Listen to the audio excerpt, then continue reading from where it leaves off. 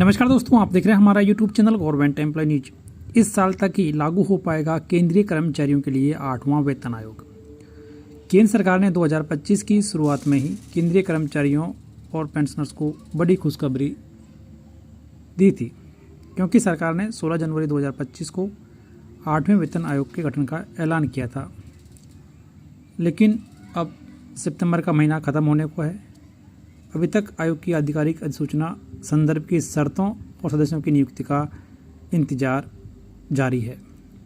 इस देरी से कर्मचारियों और यूनियनों के बीच बेचैनी बढ़ रही है। सबसे बड़ा सवाल यही है कि क्या 8वें वेतन आयोग की सिफारिशें लागू होने में 2028 तक का लंबा इंतजार करना पड़ेगा। यह सवाल यूं ही नहीं उठ रहा। पिछली बार का अनुभव बताता है कि किसी भी वेतन आयोग को गठन से लेकर लागू होने तक कम से कम 2 से 3 साल का समय लगता है। अगर इस बार भी वही पैटर्न दोहराया गया तो 2028 तक इंतजार करना तय माना जा रहा है। छठा वेतन आयोग अक्टूबर 2006 में गठित हुआ था। इसने मार्च 2008 में अपनी रिपोर्ट सरकार को सौंपी थी। सरकार ने अगस्त 2008 में रिपोर्ट को मंजूरी दी थी और इसे 1 जनवरी 2006 से रेट्रोस्पेक्टिव तौर पर लागू किया गया, यानी गठन से लेकर लागू होने तक करीब 24 महीने का समय लग गया।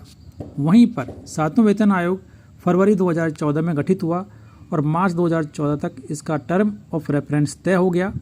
आयोग ने नवंबर 2015 में अपनी रिपोर्ट सौंपी। सरकार ने जून 2016 में सिफारिशें मंजूर की और इन्हें 1 जनवरी 2016 से लागू किया गया, यानी कि गठन होने से लागू होने तक लगभग 33 महीने का समय लगा। इस तुलना से ये साफ है कि दोनों आयोगों को औसतन 2 से 3 साल का समय लगा। अब जान लीजिए कि 8वें वेतन आयोग की मौजूदा स्थिति क्या है उसके बारे में। 16 जनवरी 2025 को इसका ऐलान किया गया, लेकिन अभी तक न तो टर्म ऑफ रेफरेंस जारी हुआ और न ही आयोग के सदस्यों के नाम सामने आए हैं, यानी असली प्रक्रिया की शुरुआत अभी भी बाकी है।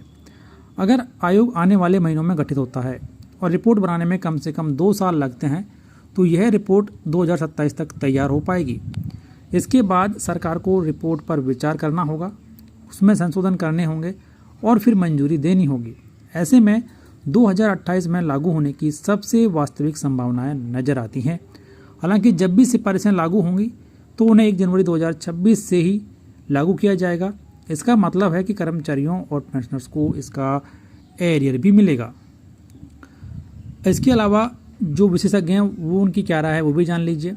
फाइनेंशियल एक्सपर्ट का कहना है कि अगर 7वें वेतन आयोग की तरह ही प्रक्रिया चली तो 8वें वेतन आयोग की रिपोर्ट और उसकी मंजूरी में समय लगेगा।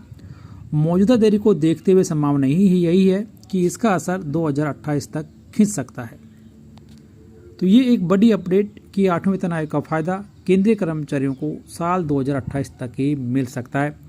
दोस्तों, आपके हिसाब से कब तक इसका फ़ायदा मिल सकता है कमेंट बॉक्स में लिखकर जरूर बताएं। कर्मचारियों और पेंशनर्स भोगियों से जुड़ी हुई हर एक ताज़ा अपडेट देखने के लिए चैनल को सब्सक्राइब और बेल आइकन प्रेस कर लीजिए।